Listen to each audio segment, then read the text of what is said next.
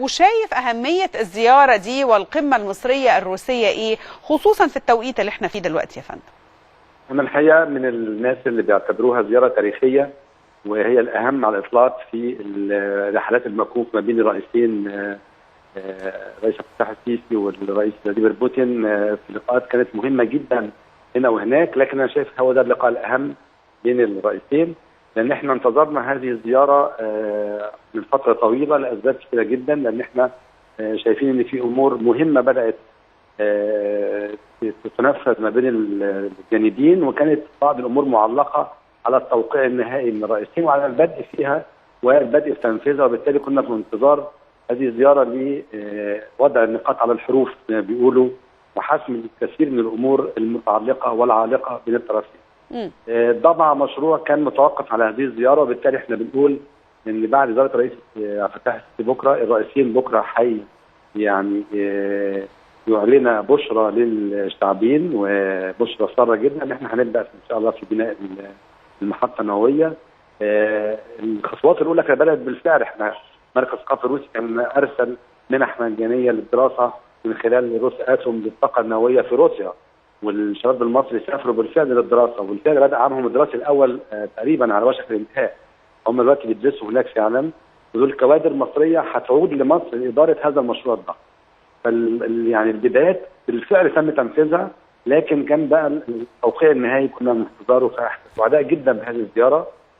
نتمنى جميعا ان تخرج بالنجاح لما فيه صالح الشعبين، وبالفعل نبدا تنفيذ هذا المشروع الكبير اللي انا شخصيا بسميه السد العالي الاخر. طيب دكتور يسري يا دكتور شريف كان بيقول دلوقتي انه بكره المفترض ان هيبقى فيه 3 اخبار سعيده يتم اعلانها. عندك اي توقعات للاخبار دي ممكن تكون ايه؟ هو الدكتور يسري على حق في ان فعلا صعب الاعلان بشكل مباشر، لكن كل واحد فينا ممكن يتوقع. بالظبط، انا بسال عن توقعات فقط. انا توقعاتي الشخصيه انه حسم امر الضبعه بعد فتره من الانتظار من الجانبين، ويبقى ده اول خبر صار. الخبر الصار الثاني هو عوده الطيران الروسي الى مصر، وليكن الى القاهره والعاصمه، وده امر يعني ليس بسيء، لانه في النهايه خطوط الطيران لما ترجع هيعود معها الكثير من التفاعلات ما بين الجانبين في كافه المجالات مش بس في السياحه، وبالتالي يعني اعتقد انه برجوع الطيران للقاهره هيبقى الامر يسير على شركات السياحه انها تعمل خطوط داخليه لشرم الشيخ والغردقه، فاعتقد ده مش صعب علينا، هنتكلم في 45 دقيقه طيران مش مشكله، وبالتالي هنبدا نشوف تاني السياحه الروسيه يعني تنتشر في المنتجعات السياحيه المصريه وخاصه الغردقه وشرم الشيخ. دول اثنين مؤكدين طبعا بالنسبه للتوقعات اللي انا يعني متابعها بقى. كويس.